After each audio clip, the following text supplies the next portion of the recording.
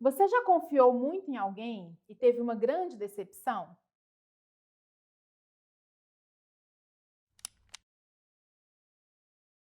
Meu nome é Cristiane Frois, eu sou neuropsicóloga e hoje nós vamos falar sobre decepção e auto-perdão. Certa vez, um empresário me procurou relatando que tinha uma grande dor.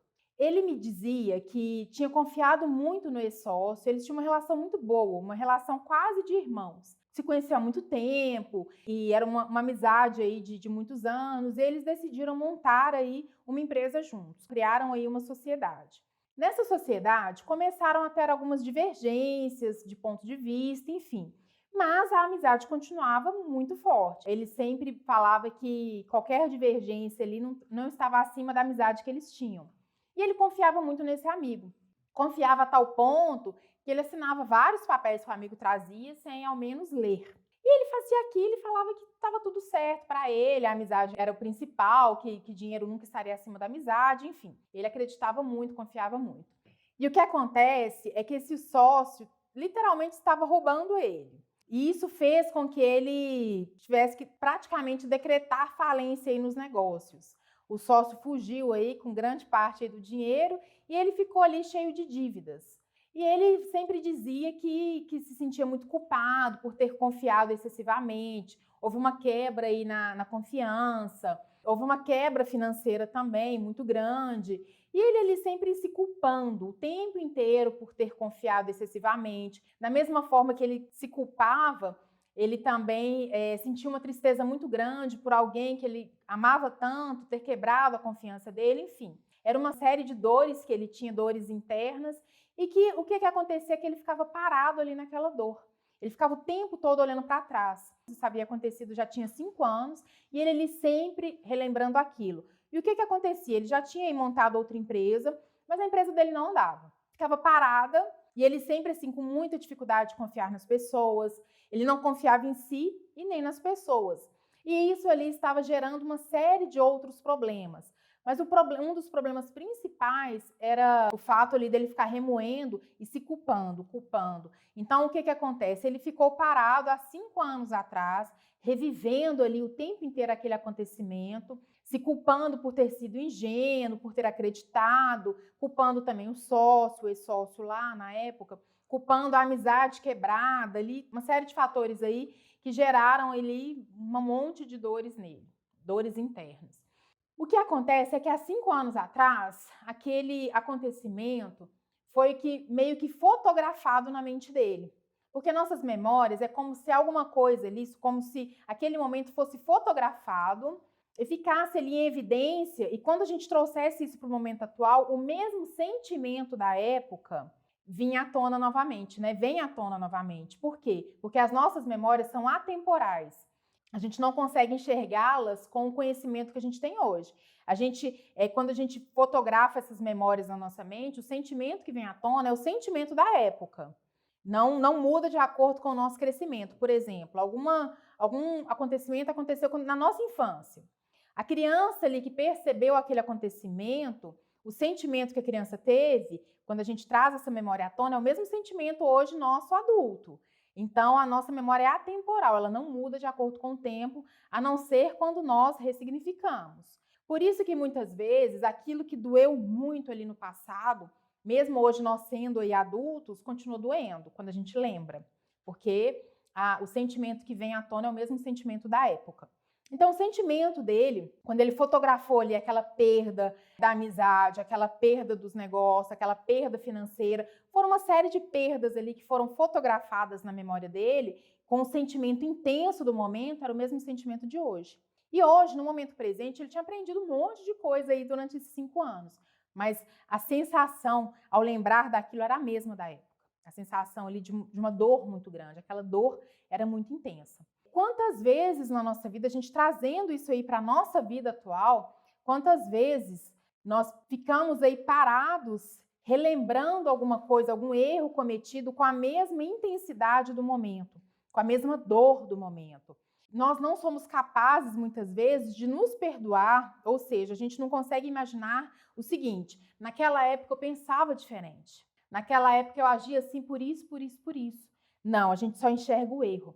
E o erro com o quê? Com a dor, com o sentimento do momento, com a frustração, com a decepção, tudo muito intenso. E tem muitas pessoas que não conseguem nem falar no que aconteceu. Esse empresário, por exemplo, ele tinha muita dificuldade de falar sobre o assunto, porque ele começava a chorar. Para ele a dor era muito forte. E quantas vezes também nós temos aí essa dor, essas dores, né, tão fortes aí, que a gente consegue sequer falar ou pensar sobre elas.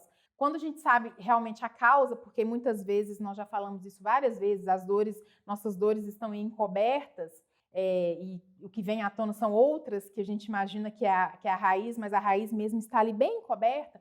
Mesmo quando a gente sabe qual é a raiz do problema, falar sobre esse problema muitas vezes é um estímulo muito doloroso, é uma memória, uma lembrança muito dolorosa. Mas a gente tem que falar sobre ela. Nós precisamos sim falar sobre nossas dores para que possamos nos perdoar. Não tem como nós pensarmos naquela época lá atrás com a cabeça que nós temos hoje. Por quê? Porque nós somos seres em constante evolução. Nós crescemos a cada dia e nós crescemos principalmente com os nossos erros. Nós ainda temos muitas dificuldades em aceitar os nossos erros, em saber que vamos errar, que já erramos e que naquela época ali nós não sabíamos, nós fizemos, às vezes até agindo ali, achando que estava acertando e depois que a gente viu que não estava. Ele, por exemplo, ele se culpava muito por ter acreditado no amigo.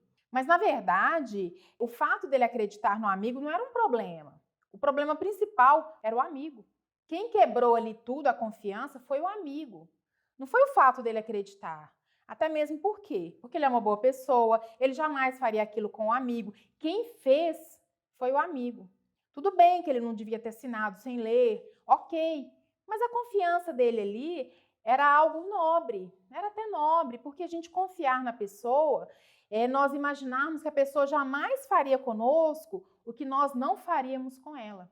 Então, ele perceber que quem errou, que quem quebrou ali foi o amigo, o erro dele foi simplesmente em assinar sem ler, que talvez foi um erro aí que qualquer um de nós cometeríamos por confiarmos muito na pessoa, ou seja, ele ali continuou nobre ali nas atitudes. Quem errou de fato foi o amigo. E outra questão também importante, que ele conseguiu perceber durante o processo aí, que ele conseguiu ressignificar, foi o fato de que após esse acontecimento, ele aprendeu muito. Ele aprendeu a ser uma pessoa mais forte, ele aprendeu a confiar, mas a confiar mais nele do que nas pessoas, porque nós primeiro temos que confiar na gente, para depois confiarmos no outro. Então, ele aprendeu a confiar nele novamente, ele aprendeu que quem errou ali, de uma forma ali, que quem quebrou a confiança foi o amigo, não foi ele. Então, tiveram uma série de acontecimentos ali que tiveram que ser ressignificados. Ou seja, a emoção que aqueles acontecimentos causaram dentro dele, que continuavam ali aquelas emoções tão vivas, como se estivesse acontecendo hoje,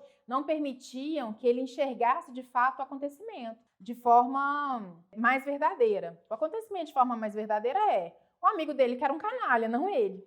E quantas vezes nós ficamos ali nos culpabilizando, nós sentimos ali que nós somos fracassados demais, que a gente não devia ter confiado tanto na pessoa, enfim, a gente fica ali remoendo algumas dores, que na verdade as dores, elas são muito mais intensas pela forma que nós enxergamos, pelo erro que nós colocamos como se fossem todos nossos. Ou seja, o erro ali que o outro cometeu impactou em mim, sim, mas quem cometeu o erro foi o outro. O meu erro, o tamanho dele é esse aqui. Eu vou dar ao meu erro o tamanho que ele tem. Às vezes eu coloco 100% do erro em mim. Não, às vezes meu erro ali foi 20%. 80% foi do outro. Mas os 20% gerou ali um grande conflito em mim, gerou uma grande perda, enfim. Mas eu tenho que dar ao meu erro o tamanho real que ele tem. Eu não posso colocar ali um tamanho muito maior. Por quê? Porque quando eu enxergo o tamanho real que ele tem, eu vejo que com aquele tamanho ali, ele serviu para eu aprender, ele serviu para eu modificar, ele serviu para eu me transformar numa pessoa melhor. Porque muitas vezes os nossos erros, nós nos transformamos em pessoas piores. Ele, por exemplo, passou a confiar muito pouco nas pessoas. Então, ele passou a desconfiar de todo mundo, na verdade. Ele desconfiava, assim, excessivamente. E isso também se transformou num problema. É claro que algumas pessoas vão sim nos decepcionar, mas não é porque uma pessoa nos decepcionou que todas irão nos decepcionar. E o que acontece muitas vezes é que quando nós fotografamos aí na nossa memória esse momento, a memória são fotografias ali de acontecimentos, a gente fica olhando para aquela fotografia ali, Nós só conseguimos enxergar de fato a dor ali como se fosse a única coisa da nossa vida. Como se aquela pessoa ali significasse toda a minha vida, e não é. Foi uma pessoa que me decepcionou ali de uma forma intensa. Claro que as pessoas, gente, vão sempre nos decepcionar, como nós também vamos decepcionar o outro. Isso faz parte. Nós nos decepcionamos quando nós criamos muita expectativa em relação ao outro. O outro se decepciona conosco quando o outro também cria muita expectativa em relação a gente, em relação a nós. Isso faz parte, a gente cria sim expectativa, nós criamos várias. Mas quanto mais nós diminuirmos essas expectativas, nós sabermos de fato que as pessoas são passíveis de erros, como nós também somos passíveis de erro, a caminhada fica muito mais fácil. Claro que tem erros mais graves que os outros, né? Mas nós temos que nos atentar para que os nossos erros não sejam graves, sejam erros possíveis de serem corrigidos. Mas mesmo que eu tenha cometido um erro muito grave, eu posso saber que de agora em diante eu posso fazer diferente. Então, o auto-perdão, o processo do auto-perdão, ele é fundamental para que eu continue caminhando. Porque senão, o que acontece? Eu paro, eu fico estagnado, eu fico ali olhando para o erro. E olhar para o erro causa uma dor. Eu olho, muitas vezes, quando eu paro e olho para o erro, eu olho de baixo. Aí, quando eu olho de baixo para cima, parece que está muito maior. Tudo fica muito maior. Quando eu olho de cima para baixo, eu consigo ver o tamanho real do meu erro. Eu vejo, eu percebo sim que foi minha responsabilidade, a minha parcela ali. E eu sei principalmente que eu posso modificar aquilo. Tudo que eu fiz, que foi minha responsabilidade, se não foi acerto, se foi algum erro, eu preciso saber que eu aprendi com isso. Eu aprendi o quê? A não fazer aquilo novamente. E outra leitura importante que eu tenho que fazer é que naquele momento eu fiz aquilo achando que era o melhor. Ninguém erra falando, eu vou cometer esse erro por querer. Naquele momento, eu achei que aquilo era melhor. Naquele momento, o amigo dele lá, que o traiu, teve um desvio de comportamento que ele estava pensando no ganho que ele teria. Ele não estava pensando no erro que ele estava cometendo, ele estava pensando no ganho que ele teria. Assim como nós. Muitas vezes, nós erramos imaginando que nós estamos acertando. Mesmo que seja um erro grave, nós temos que aprender a nos perdoar, pedir perdão também. Se o outro não nos perdoar, paciência, a minha parte eu fiz. Eu tenho que ter essa tranquilidade de saber que eu preciso sim me perdoar. E que para eu continuar andando, caminhando, o processo de auto-perdão ele é fundamental. E outra coisa também importante de saber é o seguinte, que todas as nossas memórias, elas precisam ser, principalmente as memórias dolorosas ali, porque geralmente o que nos impede de caminhar são as memórias dolorosas. As memórias alegres, elas não nos impedem, ao contrário, elas servem muitas vezes como estímulos bons. Então, vamos falar das memórias que são dolorosas, porque elas que nos impedem de andar, ela que nos impede ali de caminhar. Por quê? Porque a gente fica parado olhando para aquela fotografia ali com o mesmo sentimento da época. Às vezes, a gente fica parado ali buscando alguma coisa que foi boa também e que hoje já não é bom. Muitas vezes, a memória que eu tenho é boa.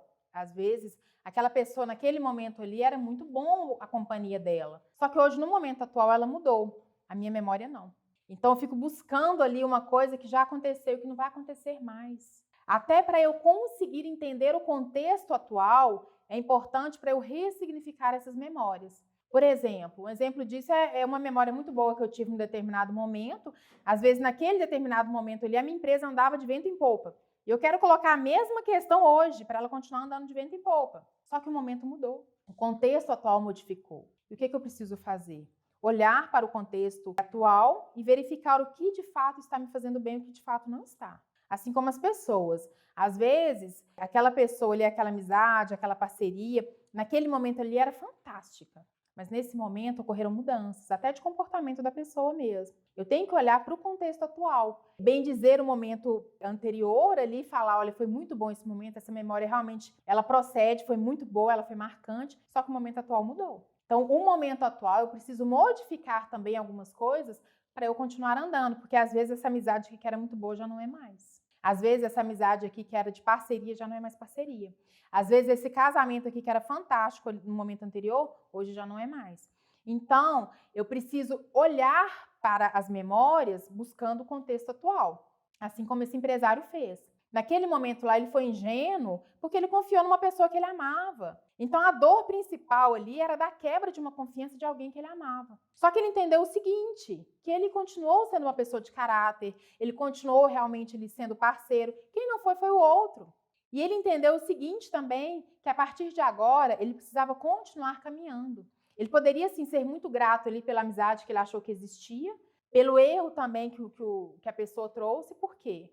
Porque isso fez com que ele aprendesse. Não aprendesse a ser uma pessoa desconfiada de todo mundo, uma pessoa que desconfiava da vida, que achava que a qualquer momento alguma coisa ia dar errado. Que é assim que ele ficou durante esses 5 anos. Ele ficava o tempo inteiro imaginando que alguém iria traí-lo, que alguma coisa iria dar errado. É por isso que o quê? Ele não conseguia ver o momento atual. O momento atual, quando ele conseguiu ressignificar, ele viu tantas possibilidades de crescimento, ele conseguiu enxergar o quanto a empresa que ele tinha no momento poderia ser muito maior do que aquela lá de trás.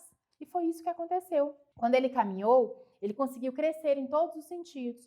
Ele conseguiu crescer nas relações, ele conseguiu crescer profissionalmente, como pessoa e como ser humano. Como um ser humano que é capaz de perdoar. Porque foi só quando ele conseguiu perdoar esse ex-sócio, perdoar esse amigo e se perdoar, é que ele continuou a caminhar, é que ele conseguiu verdadeiramente andar. Ele parou do lugar, né? Ele saiu do lugar que ele estava ali parado durante tanto tempo olhando para a dor e conseguiu caminhar. Então hoje eu te faço uma pergunta. Você de fato consegue se perdoar? Você teve uma decepção tão grande com alguém e fica se culpando aí por isso?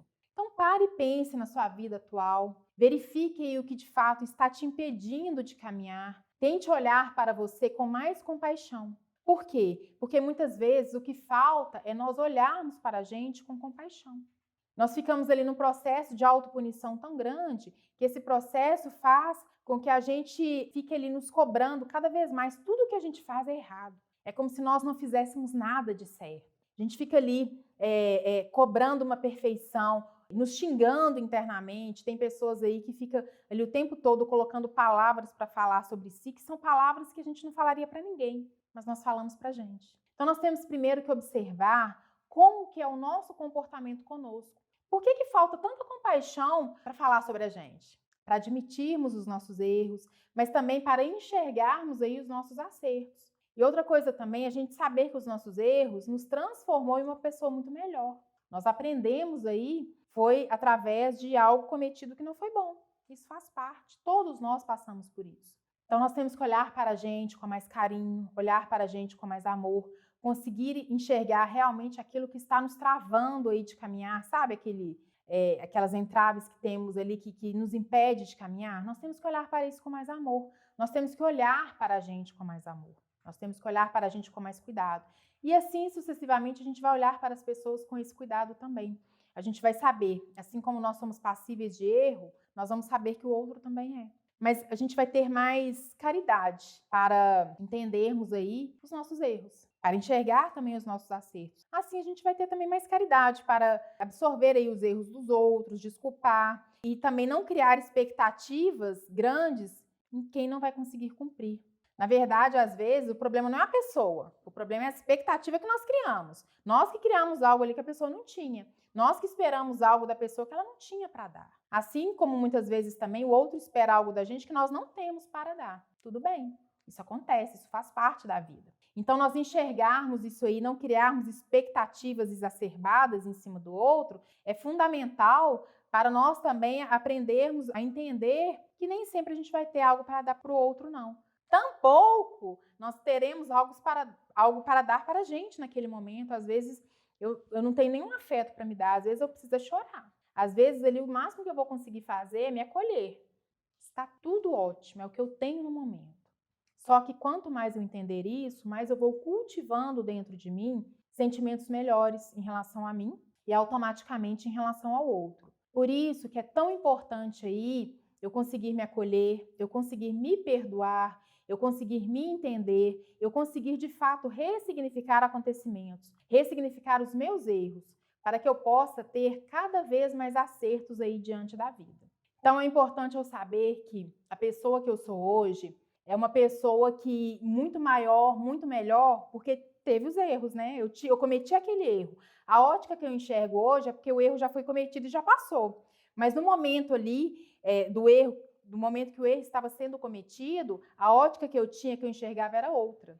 Eu não me enxergava naquele momento como eu enxergo hoje. Hoje eu consigo enxergar o contexto geral. Naquele momento ali, eu enxergava com as informações que eu tinha do momento. Então, se hoje eu enxergo de forma diferente, é porque o erro passou e eu aprendi. Naquele momento ali, eu não tinha aquele aprendizado. Então, tá tudo bem. Eu preciso aprender a me olhar com mais carinho, a me olhar com mais amor, para que eu possa continuar caminhando. Porque senão eu vou ficar parado aqui, olhando aquela fotografia que já não faz mais parte da minha vida. Aquele erro tem que se transformar em aprendizado. E esse processo é muito importante. Vamos fazer agora alguns exercícios de auto-perdão.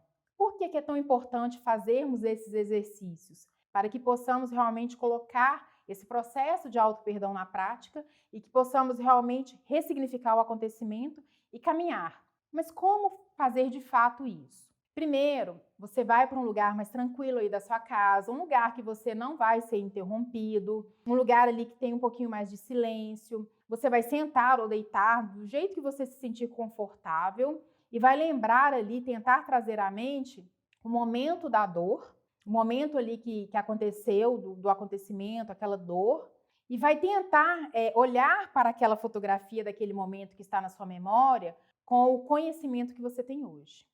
Por exemplo, o sócio lá que traiu a pessoa lá, o momento ali que ele assinou, o momento ali que ele descobriu da traição e tudo mais, ele vai tentar olhar para aquele momento com o sentimento de hoje.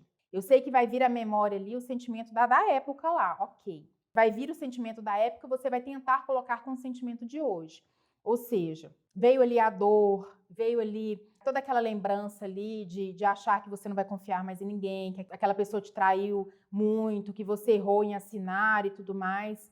Você vai trazer a lembrança e mentalmente você vai dizer para você: eu me perdoo, porque naquele momento eu confiei porque nós éramos amigos, eu confiei por esse motivo, eu confiei porque nesse momento eu estava fazendo isso, acreditando que isso era o melhor. Nesse momento naquele momento eu não tinha o conhecimento que eu tenho hoje, mas esse erro me serviu muito. Aí você vai tentar trazer tudo que você aprendeu com esse erro, trazer para a memória e falar mentalmente. Por que é importante nós fazermos realmente esse trabalho de falar mentalmente? Porque para o mental tudo é real. Então, quando eu falo, eu converso comigo, a minha mente ela está pegando aquilo como verdade, e é uma verdade. Então, eu vou ressignificar, ou seja, eu vou dar um novo significado a esse momento.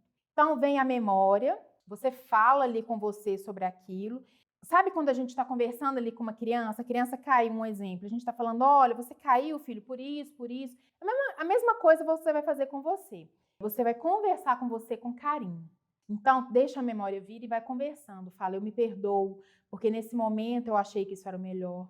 Eu me perdoo, porque eu não tinha o conhecimento que eu tenho hoje. Eu me perdoo, eu me liberto disso. E vai conversando mentalmente, fazendo essa técnica aí do auto-perdão para cada acontecimento aí doloroso.